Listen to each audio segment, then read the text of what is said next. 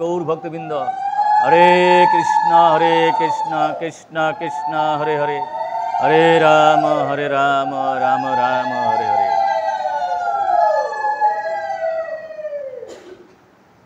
অনন্ত বৈষ্ণবদের চরণগুলি মাথায় রাখছি। বিশেষ করে এখানে দুর্গা দেবীর সাদৃশ্য মায়েরা এখানে হাজির রয়েছেন। সকল মায়েদের চরণগুলি মাথায় রাখছি। আজকে আমরা স্নান যাত্রার মাহাত্ম্য বলবো স্কন্দ পুরাণ থেকে। বিভিন্ন পুরাণে এই বিস্তারিত বিবরণ দেওয়া আছে। বিশেষ করে স্কন্দ পুরাণের বিষ্ণুখণ্ডে পুরুষোত্তম মাহাত্ম্যে অনেক সুন্দর করে এর বিবরণ দেওয়া আছে, এবং আমরা যদি এটা দিনের পর দিন মাসের পর মাসও বলি শেষ করা যাবে না। আমরা অতি সংক্ষেপে এই স্নান যাত্রার মাহাত্ম্য নিয়ে একটু বলার চেষ্টা করব, তাই না? আর এটা যে কত মহিমান্বিত, যেমন ধরুন এই বিষয়গুলো, এই যে ভগবানের জন্ম মৃত্যু এগুলো দিব্য, তাই না? এবং এদের কোনো জন্ম নাই, মৃত্যুও নাই। আর অনেক সময় আমাদের চোখে ধরা পড়ে যে কাঠ দিয়ে তৈরি করা, কিন্তু এই যে কাঠ দিয়ে তৈরি করা, আমরা যখন জানি যে যখন এই জগন্নাথ বলদেব সুভদ্রা আবির্ভূত হয়, তাই না, ইন্দ্রধর্মের রাজ্যে, কিন্তু সেটা তো অলৌকিকভাবে আবিষ্কৃত হয়েছে। তাকে তো কেউ কোনো মিস্ত্রি তৈরি করতে পারেনি। সে অলৌকিক মিস্ত্রি রূপে, কেউ বলে বিশ্বকর্মা, কেউ বলে ভগবান নিজে স্বয়ং। সুতরাং আর যারা মিস্ত্রি আসছিল সমস্ত হাতুর বাডল ভেঙে চুরমার হয়ে গেছিলো, তাই না? সুতরাং এখানে কোনোভাবেই আমরা যদি বিচার করি, এটা হলো অলৌকিক বস্তু। কোনোভাবেই আমরা ভাবতে পারি না যে এই ঘটনাটা কোনো লৌকিক বস্তু। হরে কৃষ্ণ। তো আমরা হয়তো এই বিষয়টা কেন ঘটে একেবারে ছোট্ট করে আমরা একটু বলতে পারি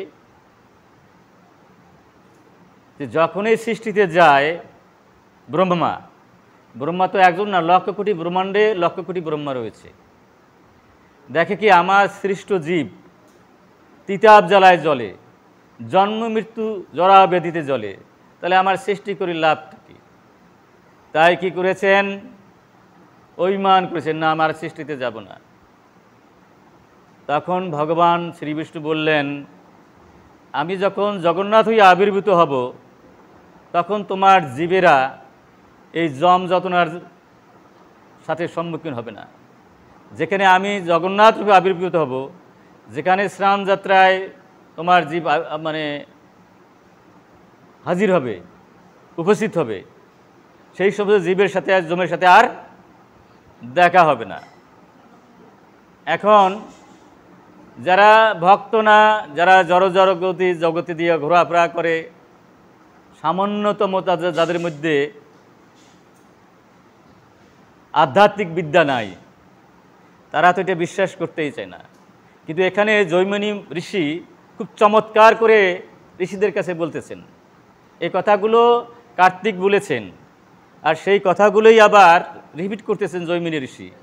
কিছু সময় আগে যে কথা বললাম যে শাস্ত্রে সব ভুল, এখন বলে শাস্ত্র সব ঠিক, কোথায় কোনো ভুল নাই। তাই কি করছে, যতদিন জীবিত ছিলেন জৈমিনী ঋষি, ততকাল এই শাস্ত্রের কথাই বলে গেছেন। এবং এখানে অনেক বিরাট ইতিহাস আছে, সব ইতিহাসগুলো এখানে বলার সুযোগ নাই, কারণ ৮১,১০০ শ্লোক। এখানে আমরা কতটুকু বলবো। এখানে ব্রহ্মাণ্ড পুরাণে আছে, স্কন্দ পুরাণে আছে, অনেক পুরাণে এই কাহিনীগুলো রয়েছে। তো আমরা যখন এই যে জগন্নাথ যে প্রথম এই পৃথিবীতে আসলেন, সেইটা কোন মানান্তরে আসছিল আমরা কেউ জানি? জগন্নাথ যে কোন প্রথম আসলেন, এটা মনে রাখার জিনিস। জগন্নাথ আসছিলেন প্রথম যখন আবির্ভূত হলেন জগন্নাথ, সেই মানান্তরের নাম ছিল সরসিস। সরসিস মানান্তরে উনি আবির্ভূত হলেন, প্রথম মানান্তর। প্রথম যিনি আবির্ভূত হলেন। এবং এখানে কি ঘটনাটা কি, এরপরে বৈবস্বত মন্বন্তরে ভগবানের আরেকটা রূপে কিন্তু জগন্নাথ, যেই কৃষ্ণ, হ্যাঁ, যেই কৃষ্ণ সেই গৌর সেই জগন্নাথ, কোনো পার্থক্য নাই। এখন ভগবান এমন এক ভগবান, উনি হলে অনন্ত রূপে উনি আছেন, উনি অচ্যুত, উনি অদ্বৈত। ভগবান ছাড়া দ্বিতীয় বস্তু হওয়া চিন্তা করা যাবে না। যেখানে ভগবান নাই কোনো কিছু থাকতে পারবে না, কি জড় অজড়। এই জন্য উনি অদ্বৈত, অচ্যুত। অনন্ত রূপ ধারণ করার পরও উনি একই রূপে থাকতে পারেন, তিনি অচ্যুত। এবং ভগবান গোলক বৃন্দাবনে আছেন, ভগবান বৈকুণ্ঠে আছেন, সমস্ত জড় ব্রহ্মাণ্ডে রয়েছেন, সমস্ত জীবের অনুপ্রমিতে বিদ্যমান রয়েছেন, তারপর উনি গোলক বৃন্দাবনে রয়েছেন। এই জন্য ওনার নাম হচ্ছে অচ্যুত। সুতরাং ভগবান জগন্নাথ রূপে, আবার ভগবান অর্জুনের বন্ধু রূপে। একবার কী করেছেন ভগবান অর্জুন আর, মানে ব্যাপারটা যে এটা যদি সাধারণ জিনিস হইতো, এতকাল ভক্তি থাকতো কোথায়? সারসিস মানন্তরে উনি আবির্ভূত হলেন প্রথম। এখানে বৈবস্বত মানন্তরে কৃষ্ণ এবং অর্জুন গিয়ে 3 দিন ছিলেন পুরীধামে ওই জগন্নাথে পূজা দেওয়ার জন্য। এগুলি ভাবা যায়। আমি যখন একা এগুলি ভাবি তখন আমি দিশা হয়ে যাই যে এত সুন্দর জিনিস, তাই না? আচ্ছা, এতকাল যদি ভক্তি থাকে সেটা কি সাধারণ বস্তু হয়? সাধারণ বস্তু থাকলে এত ভক্তি থাকতো? এটা অনেক সময় অনেকে বুঝতে চায় না, বোঝার চেষ্টাও করে না, সেই জন্য অনেক সময় অনেক দুর্ঘটনা ঘটায়।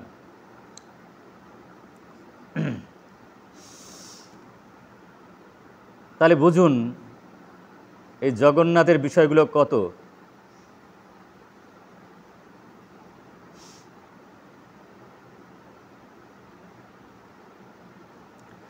এখানে আরেকটা অনুরোধ করেছে জৈমিনী সহ যারা ছিলেন, যখন এই স্নান যাত্রা হয় না, সেই সময় এত সুন্দর করে মঞ্চটা করা উচিত।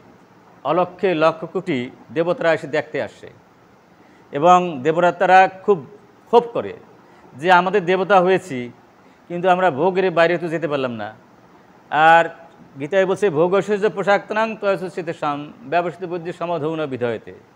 যখন আমরা ভোগের মধ্যে থাকবো তখন ভগবানকে পাবো না। কিন্তু তাহলে আমরা যারা আসা যাওয়া করি মানে বৃথা যাবো তা না।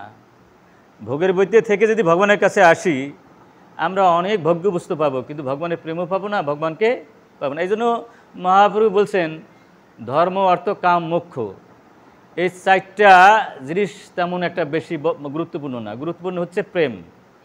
প্রেম যখনই পাবো যদি আমি কামনা শূন্য হইতে পারি, দেহত্ববুদ্ধ শূন্য হইতে পারি, আমি আমার ভাব শূন্য হতে পারি, শতরজতম 3 গুণের ঊর্ধ্বে উঠতে পারি, তাহলে প্রেমের জগতে যাব। তাই বলছে আমরা দেবতারা এলাম এখানে, তোমার এই স্বর্গে এলাম, কিন্তু আমরা তো ভোগের বাইরে যেতে পারতেছি না। তখন বলছে তোমরা যদি স্নান যাত্রার সময় ওটা দূর থেকে দর্শনও করতে পারো, তোমরা ভোগ শূন্য হয়ে যাবা, তোমরা কোনো কালে অচিরের মধ্যে কী হবা, তোমরা গোলক তোমরা বৈকুণ্ঠ যাবা। হরে কৃষ্ণ। এই জন্য দেবতারা কী করেন, এই নামে আসেন এই স্নান যাত্রা দেখার জন্যে।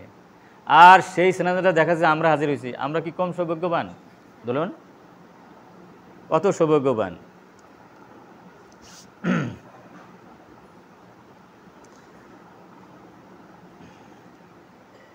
তবে স্নান যাত্রার সময় নাম কীর্তন তো হবেই। এখানে সেই জয় জগন্নাথ, কৃষ্ণর নামও বলছে। এখানে জৈমিনী সব এগুলো সব কিছু জৈমিনী বলতেছে ঘটনাগুলো সব।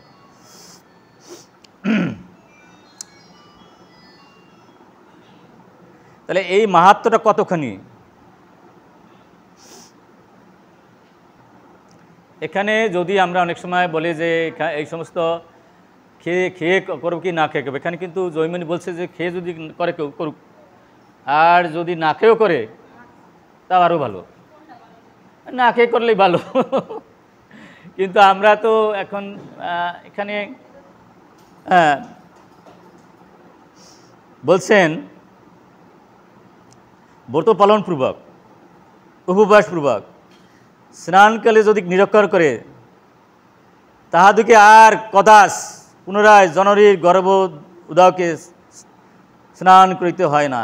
অর্থাৎ ব্রতর নিয়ে যদি কেউ স্নান যাত্রা দর্শন করে, পুনরায় আর মাতৃগর্ভ জঠরে তার যেতে হবে না। হরে কৃষ্ণ, কি সুন্দর না?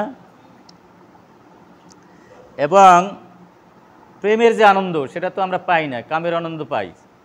বলছে স্নান যাত্রা যদি ব্রত সহকারে, নিষ্ঠার সহকারে, হ্যাঁ, দেহতপতি শূন্য হয়ে যদি দর্শন করতে পারে, তাই না, তার প্রেম লাভ হবে। হরে কৃষ্ণ, কি সুন্দর।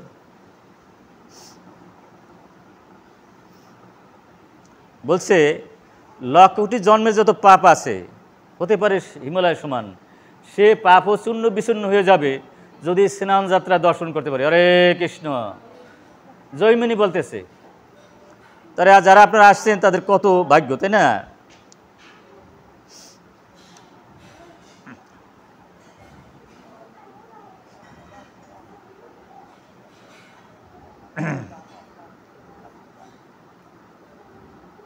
এখানে বলছেন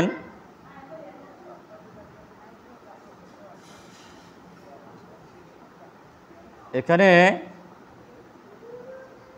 স্নান, দান, তপস্যা, শ্রাদ্ধ, জপ, যজ্ঞাদি যাহা কিছু বিহিত কর্তব্য কার্য আছে, তার সমূহ যদি কোটি কোটি গুণে অনুষ্ঠিত হয়, তথাপি কদাচ হরির স্নান যাত্রা দর্শনের জন্য মহাপুণ্যের সাদৃশ্য হইতে পারে না।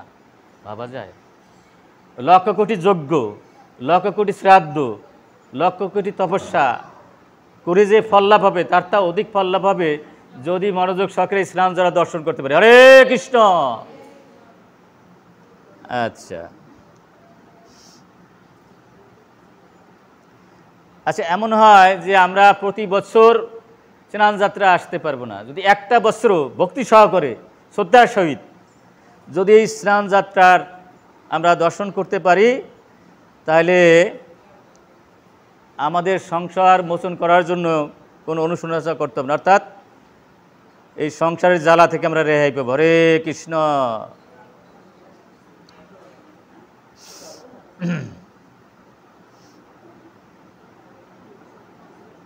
বলছে যে স্নান যাত্রা দর্শন করবে, একটা যদি বৈষ্ণব ভোজন করে, সেই কিন্তু মানে বৈকুণ্ঠ দরজা খোলা পাবে, কোটি কোটি বৈষ্ণব ভোজনের ফল পাবে যে এই স্নান যাত্রা দর্শন করবে। হরে কৃষ্ণ।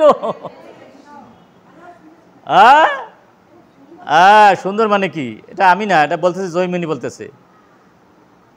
কোটিবার পিণ্ডদান, পুণ্যকালে তীর্থদিতে তপস্যা আচরণ, যোগে কোটি কোটি তীর্থে কোটি কোটি বার স্নান করার জানিবেন। বলছেন কি 3,50,00,000 তীর্থ আছে, কয়েক শত কোটি বার এই 3,50,00,000 স্নান করার যেটুকু হবে তার তো অধিক হবে এই স্নান যারা দর্শন করবে। হরে কৃষ্ণ। বোঝা যায় না? 3,50,00,000 তীর্থ স্নান করা আছে আমাদের ব্রহ্মাণ্ডে। বলছে এই তীর্থ যদি কোটি কোটি বারও কেউ স্নান করে, তার তো অধিক ফল হবে আজকে স্নান যাত্রা দর্শন করলে। হরে কৃষ্ণ। বোঝা যায় তো না?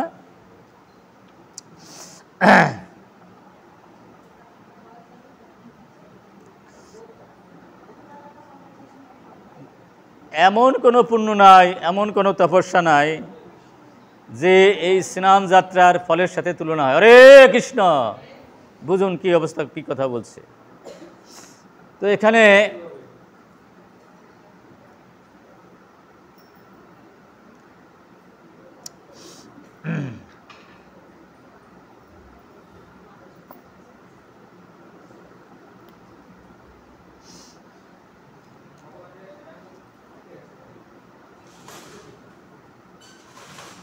এখানে বলছেন যে আমরা যিনি জগন্নাথ তিনি আমার সুভদ্রা, তিনি আমার বলরাম, অভিন্ন রূপ। বলছে অনেক সময় এরকম হয় না যে অনেক ভিড়, এখানেও ভিড় হয়, বিশেষ করে ঢাকা মন্দিরে দেখা যায় এমন লোক হয়, এমন ভক্ত হয়, জগন্নাথ সুভদ্রা দেখা যায় না, কার কেটে দেখবে, ঠেলাঠেলি, তাই না? বলছে এই যে ফলগুলো বললো এখানে, যদি জগন্নাথ বলদেব সুভদ্রা নাও দেখতে পারে, যদি এর একজনেও দেখে, তাহলে ওই সমুদায় ফল সে লাভ করবে। হরে কৃষ্ণ। কি সুন্দর জিনিস, তাই না? এত সুন্দর কথা বলছে এখানে।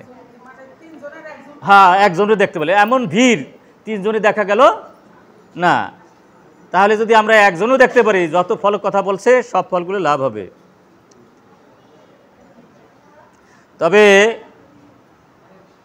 এদের কথায় হে কৃষ্ণ, হে জগন্নাথ, হে নাথ, হে রাম, হে সুভদ্রে, আপনাদেরকে জয় হোক এইরূপ বলে যে নিঃসন্দেহে মুক্তি লাভ করতে পারে। অর্থাৎ স্নানযাত্রার সময় আমাদের বলা উচিত হে কৃষ্ণ, হে জগন্নাথ, হে রাম, হে সুভদ্রে, এরকম বলে বলে আমরা উলুধ্বনি দিতেই পারি।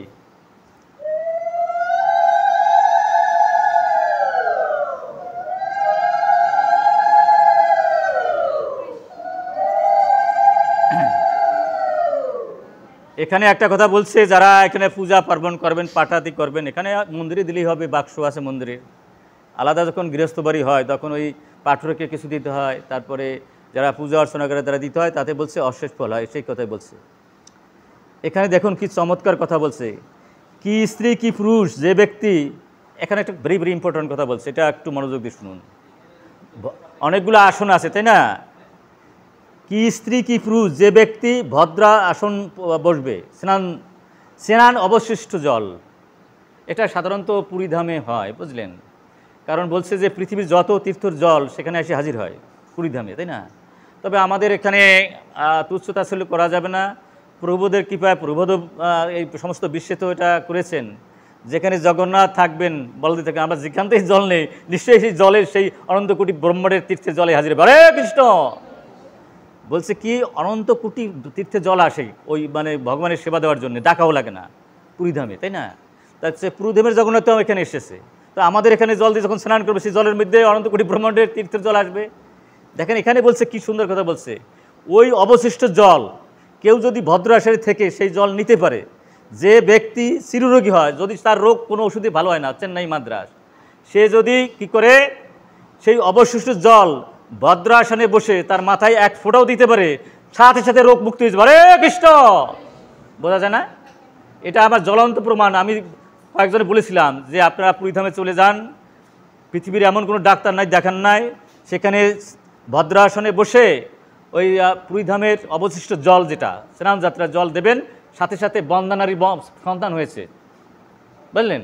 বন্দানারীর সন্তান, এবং এমন রোগ যে কোনো ওষুধে ভালো হয় না, সেই রোগও ভালো হয়ে গেছে। আচ্ছা, কি হচ্ছে ভদ্রাসন, ওটা আসন আছে ওই যে যোগাসনের মধ্যে দেখা যায়, এখানে দেখানোর এখন সুযোগ নেই। আচ্ছা,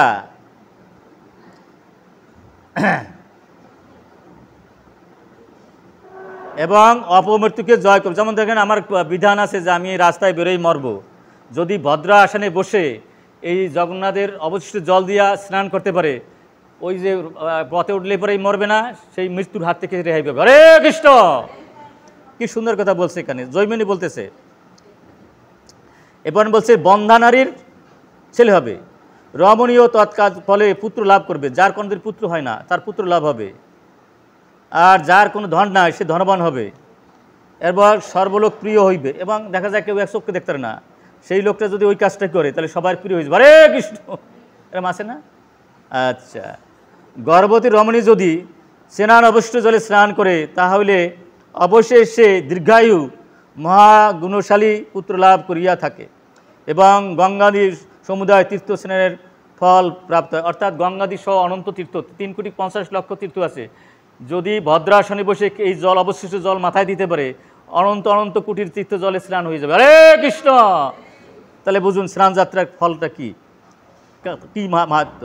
কুষ্ঠরোগে যদি ভগবানের স্নান অবশিষ্ট জলে সর্বাঙ্গ সিক্ত করিতে পারে, তাহলে তার সেই কুষ্ঠব্যাধি তৎক্ষণাৎ দূরীভূত হয়ে যাবে। হরে কৃষ্ণ, এখানে স্কন্দ পুরাণে বলেছে পুরাণ আর ভগবান অভিন্ন, আন্ডারস্ট্যান্ড? শাস্ত্র আর ভগবান অভিন্ন। হ্যাঁ, আমি আর শব্দ ব্রহ্ম পরম আমি শাশ্বতী তনু, সুতরাং ভগবান আর শাস্ত্রের মধ্যে কোনো পার্থক্য নাই। বিক্রম বলত ভগবানের স্নান বয়সের জলে অপেক্ষা সুর তরঙ্গিনীয় পবিত্র সলিল অধিক পবিত্র বলিয়া কৃত হয় নাই। মানে 1,00,000 কোটি গঙ্গার জল যদি একত্রিত হয় তত পবিত্র না যত পবিত্র এই স্নানের জল। হরে কৃষ্ণ, বোঝা যায় না? এই স্নান জল এত পবিত্র, এবং শুধু স্নান করাও লাগবে না, আগে তো বললাম যে দর্শন করলেই কাজ হয়ে যাবে, তাই না? আর যারা আসছে তারা কত ভাগ্যবান, আপনাদের স্যার অনেক কুকুরি ধন্যবাদ জানাই, কিন্তু যারা আসতে পারলো না তারা কত দুর্ভাগা, তাই না?